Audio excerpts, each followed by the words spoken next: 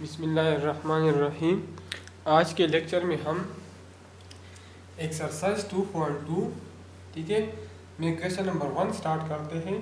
तो हमें matrix A given है और रिक्वायर्ड ये है कि हमारे साथ A11 मतलब cofactor of this element, cofactor of A21 हमारे साथ ये एलिमेंट है। ठीक है, तो A21 मालूम कर ले, कोफैक्टर ऑफ A23 मालूम कर ले, कोफैक्टर ऑफ A31 मालूम कर ले, कोफैक्टर ऑफ A32 मालूम करें और कोफैक्टर ऑफ A33। और दूसरा पार्ट है कि A डिटर्मिनेंट मालूम करें।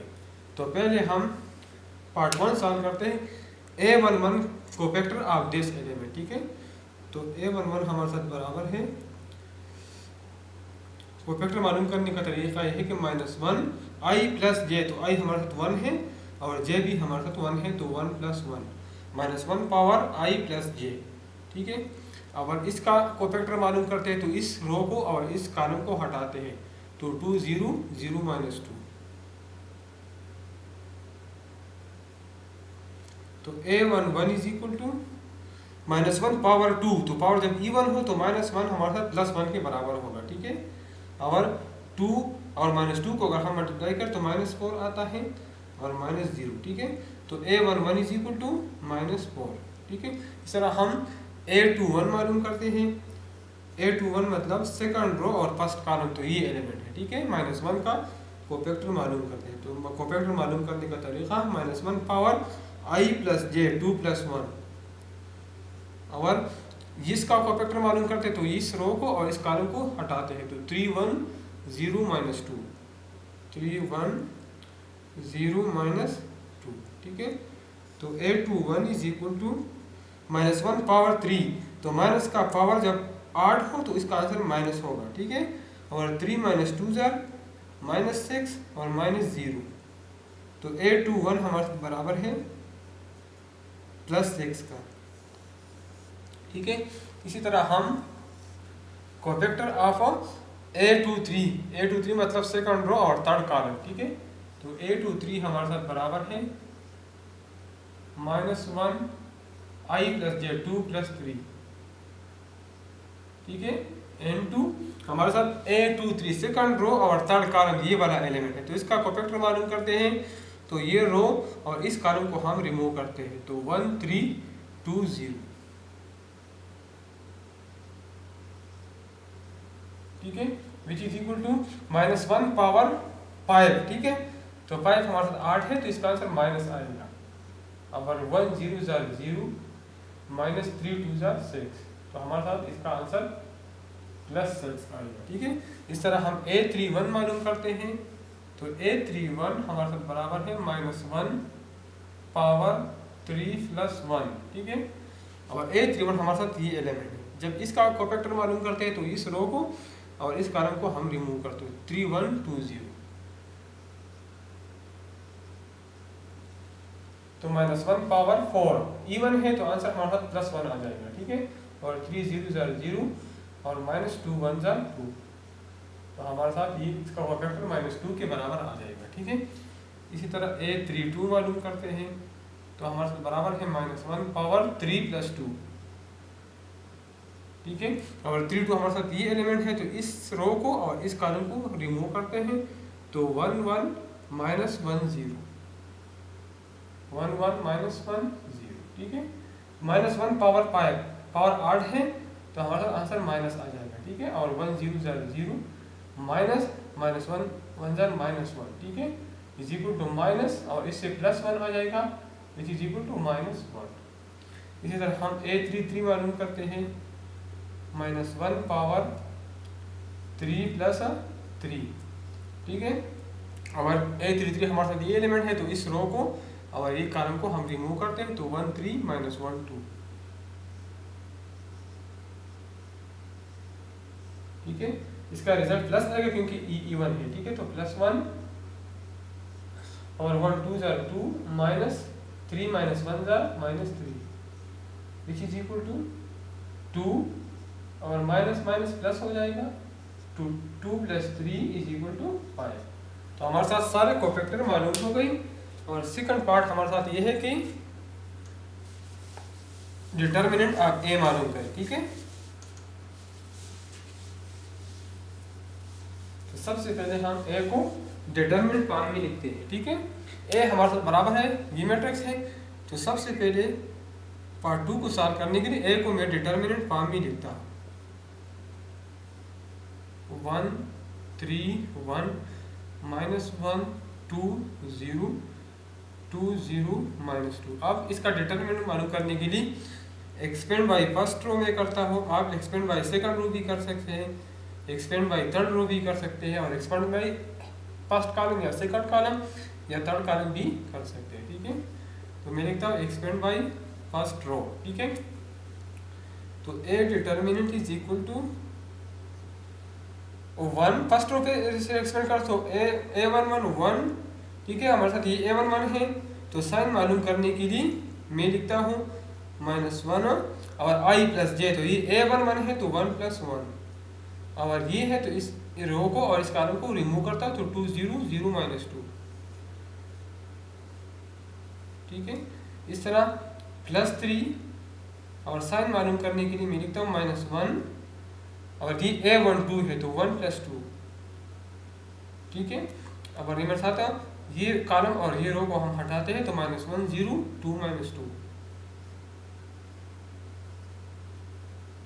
ठीक है। और +1 साइन मालूम करने के लिए -1 a13 है तो 1 + 3 लिखता हूँ, ठीक है। और इस रो को इस कॉलम को हटाता हूँ तो -1 2 2 0 -1 2 2 0, ठीक है। अब हमारे साथ ए डिटरमिनेंट आ जाएगा। ये इसका पावर इवन है तो हमारे साथ 1 प्लस आ जाएगा, और ये 1 है, ठीक है। 2 - 2 -4 और -0, ठीक है। और +3 और ये हमारे इससे इसका पावर 8 है तो इसका आंसर माइनस आ जाएगा, तो -3 -1 और -2 को मल्टीप्लिकेशन से +2 आता है और -0, ठीक है। अब इससे हमारे साथ इसका पावर हमारे साथ 4 है इवन है तो इससे +1 आ जाएगा, ठीक है। और -1 0 0 -2 2 4, ठीक है। तो A determinant is equal to -4 इससे आ जाएगा, इससे -6 आ जाएगा, और आखिरी टर्म से हमारे साथ -4 आ जाएगा। तो ए डिटरमिनेंट हमारे साथ बराबर है -14 का, ठीक है। तो क्वेश्चन नंबर 1 हमारे साथ सॉल्व हो गया।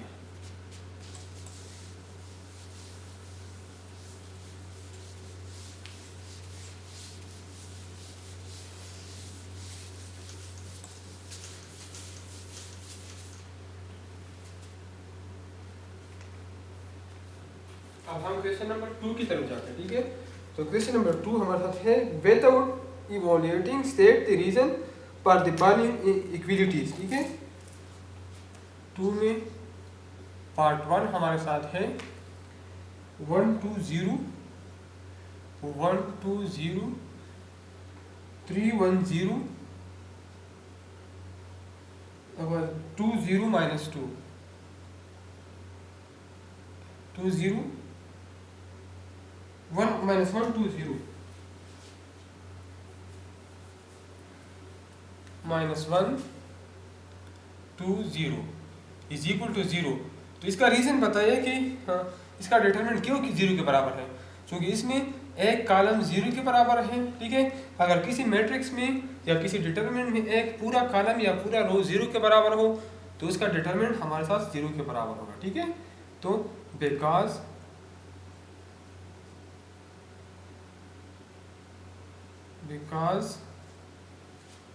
वन कॉलम या because column 3 is equal to 0, ठीक है। Because column 3 is equal to 0, ठीक है। अब पार्ट नंबर 2, तो 2 हमारे साथ है 1 2 3 1 2 3 -8 4 -12 -8 4 -12 और 2 -1 3, ठीक है, इज इक्वल टू 0, ठीक है। ये हमारे साथ क्यों 0 के बराबर है, ठीक है। तो अगर हम सेकंड रो से -4 कॉमन ले लें, ठीक है, अगर इस रो से हम -4 कॉमन ले लें तो रो 2 और रो 3 हमारे साथ बराबर हो जाएगा। ठीक है, तो जब दो रो किसी मैट्रिक्स या डिटर्मिनेंट में 0 के बराबर हो तो उसका डिटर्मिनेंट हमारे साथ 0 के बराबर होगा। ठीक है, तो इसका रीज़न मैं लिखता हूँ, if we take -4 common from row 2। ठीक है, then row 2 will be equal to row 3। ठीक है, तो जब दो रोज किसी मैट्रिक्स में या दो कॉलम्स बराबर हो तो इसका डिटर्मिनेंट 0 के बराबर होगा। ठीक है, part number 3, 1 3 - 2 3 - 1 1 1 3 - 2 3 - 1 1 2 1 4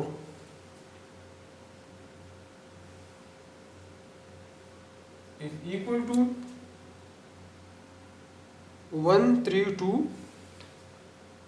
1 3 2 3 - 1 1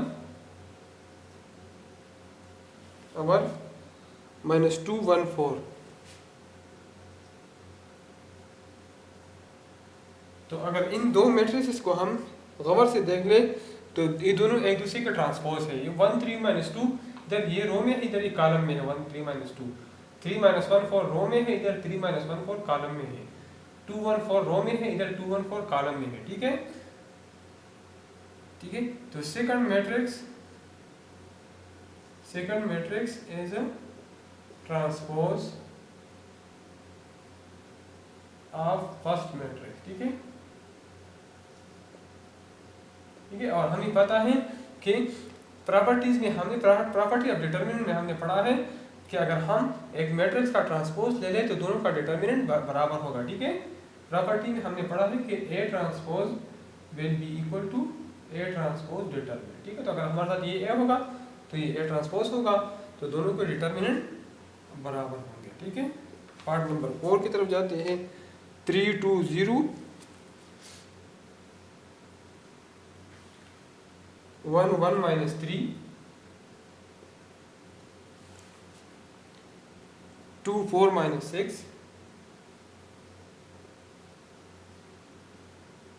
is equal to -3 3 2 0 1 1 1 3 2 0 1 1 1 और 2 4 2। ठीक है, तो ये दोनों क्यों बराबर है? क्योंकि -3 हमने कॉमन लिया है C3 से। ठीक है, ठीक है, इसलिए बराबर है because -3 is common is taken common from C3 column number 3 से। ठीक है, 3 1 2 बराबर है, 2 1 4 बराबर है, मसला सिर्फ इसमें है। ठीक है, तो इससे -3 कॉमन लिया है हमने। ठीक है, तो जब इससे -3 से अगर हम इस कॉलम को मल्टीप्लाई करें तो हमारे ये बराबर हो जाएगा। ठीक है, तो हमारे साथ पार्ट नंबर 4। अब हम पार्ट नंबर 5 की तरफ जाते हैं।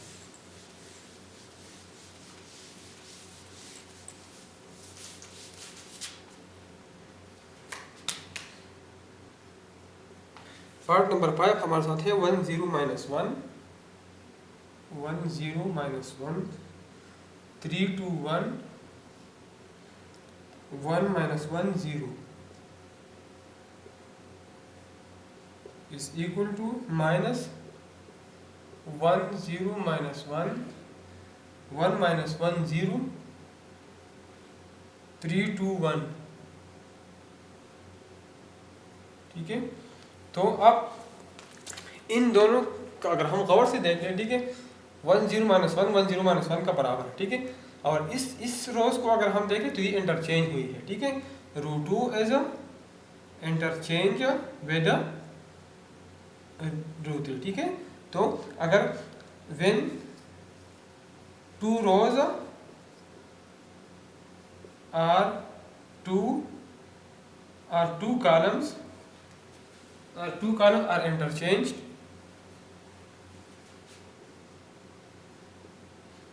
two columns are interchange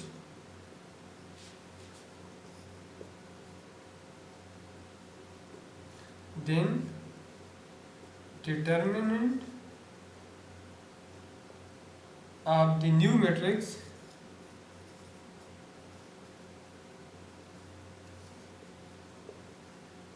will be equal to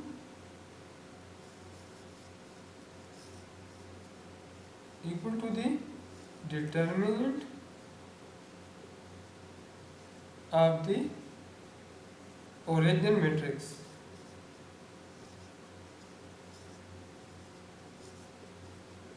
ठीक है, तो हमारे साथ ये नेगेटिव ऑफ डिटरमिनेंट बराबर है। ठीक है, और part number 6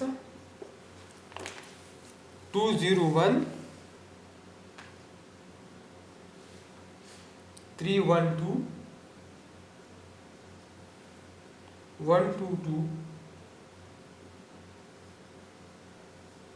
is equal to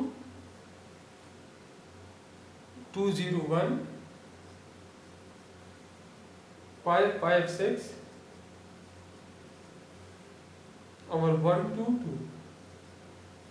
ठीक है, तो इधर हमारे साथ रो वन बराबर है, रो थ्री बराबर है, सिर्फ रो टू में मसला है। ठीक है, तो हमारे साथ इधर रो ऑपरेशन हुआ है। अगर हम रो थ्री को अगर हम 2 से मल्टीप्लाई कर लें, ठीक है, और रो 2 से ऐड कर लें, तो हमारे साथ ये इसमें मैट्रिक्स रो ऑपरेशन हुआ है रो टू प्लस 2r3 को 3 से मल्टीप्लाई किया है और r2 के साथ ऐड किया है। तो जब 2 से मल्टीप्लाई कर ले 2 1 0 2 और 3 से ऐड कर तो 5 बनता है।